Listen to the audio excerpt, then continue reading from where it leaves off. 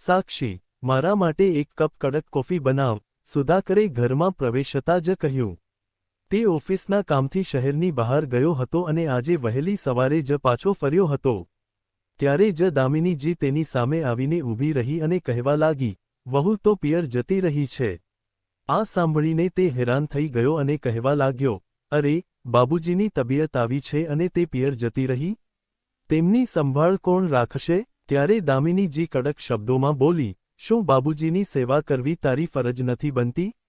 તું તારા પિતાની સેવા કરી લે. એમ પણ તે વોશરૂમ જવા માટે કહી રહ્યા હતા.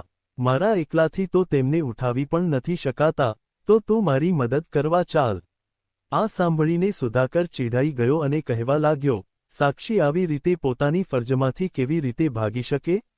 દામિનીજી સ્તબ્ધ થઈને તેને જોઈ રહી. 1.5 વર્ષથી તેમના પતિ લકવાગ્રસ્ત થઈને પથારીવશ હતા અને વહુ સાક્ષી જ તેમની સેવા કરતી હતી. દીકરો તો તેમના રૂમમાં જવાનું પણ ભૂલી ગયો હતો. તે બસ રૂપિયા કમાઈ રહ્યો હતો અને ઘરની જરૂરિયાતો પૂરી કરી રહ્યો હતો.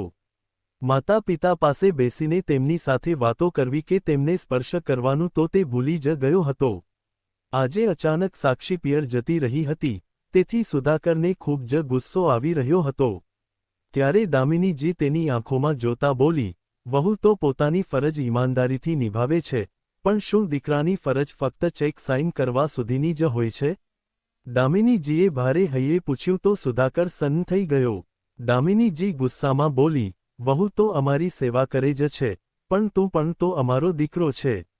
બસ રૂપિયા આપીને તું તારી જવાબદારીમાંથી ભાગી રહ્યો છે. વહુ કોઈ કામ કરવાની મશીન નથી. તું ભલે ગમે તેટલી નર્સ રાખી લે, પણ તારા પિતાને તારી જરૂરિયાત અનુભવાય છે.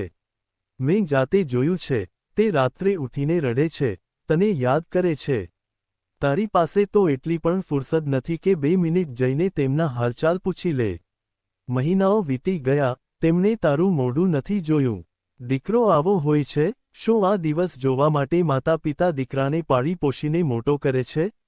જ્યારે તું નાનું બાળક હતો, ત્યારે શું અમે તારા માટે કોઈ નર્સ રાખી હતી?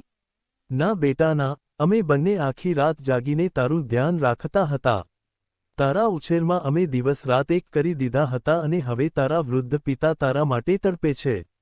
તને જોવા માટે તેમની આંખો તરસી રહી છે અને તું છે કે હજુ રૂપિયા આપે છે? નથી જોઈતા મારે તારા રૂપિયા. બોલતા બોલતા તેમની આંખોમાંથી આંસુ વહેવા લાગ્યા. સુધાકરનું માથું શરમથી ઝૂકી ગયું હતું. માની ફટકાર સાંભળીને તે ધીરે ધીરે પિતાના રૂમમાં ગયો. મનોહરજીની નજર જ્યારે દીકરા પર પડી, ત્યારે તેમની આંખોમાં એક ચમક આવી ગઈ. તે તૂટેલા શબ્દોમાં બોલ્યા, બેટા, કેમ છે તું? તેમને આ રીતે જોતા જોઈ સુધાકર શરમાઈ ગયો. તે ધીરેથી તેમની પાસે આવ્યો અને કહેવા લાગ્યો, ચાલો બાબુજી, હું તમને બાથરૂમ લઈ જાઉં છું. તે તેમને ઉઠાવવાની કોશિશ કરવા લાગ્યો, પણ તેને બાબુજી થોડા ભારે લાગ્યા. તે વિચારવા લાગ્યો કે સાક્ષી આ બધું એકલી કેવી રીતે કરતી હશે? તેણે ક્યારેય ફરિયાદ પણ નથી કરી. બાથરૂમમાં માએ બધી સાફ સફાઈ કરી, પણ સુધાકરે જોયું કે પિતાના ચહેરા પર ઊંડી પીડા હતી. આજે તેને સમજાયું કે કોઈ માણસ જ્યારે આવી સ્થિતિમાં હોય ત્યારે તેને કેટલી તકલીફ પડે છે. સુધાકર તેમને ફરીથી સહારો આપીને રૂમમાં લઈ આવ્યો. તેમનું શરીર લૂછતી વખતે સુધાકરના સ્પર્શથી મનોહરજી રડવા લાગ્યા. સુધાકરે પૂછ્યું, શું થયું પિતાજી? ક્યાંક દુખે છે? તો તે ગળગળા થઈને બોલ્યા, ના બેટા, આટલા વર્ષો પછી તે મને અડ્યો છે. આ શબ્દો સાંભળી સુધાકરની આંખોમાંથી પણ આંસુ ટપકી પડ્યા.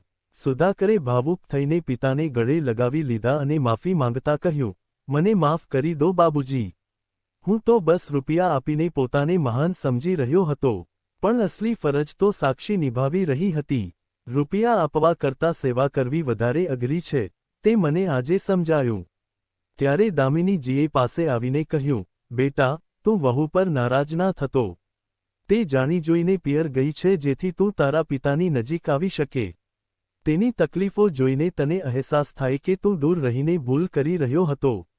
સુધાકરે તરત જ સાક્ષીને ફોન કર્યો અને આભાર માનતા કહ્યું, આજે તે મને ફરીથી મારા માતા પિતા સાથે મેળવી દીધો છે.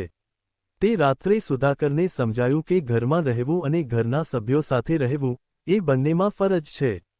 તેણે નક્કી કર્યું કે હવેથી તે ઓફિસ પછી સીધો પિતા પાસે બેસશે. મિત્રો, માતા પિતાને પૈસાથી નહીં પણ પોતાનાપણા અને સમયથી સંતોષ મળે છે. સંબંધો જવાબદારીથી નહીં પણ સંવેદનશીલતાથી નિભાવી શકાય છે.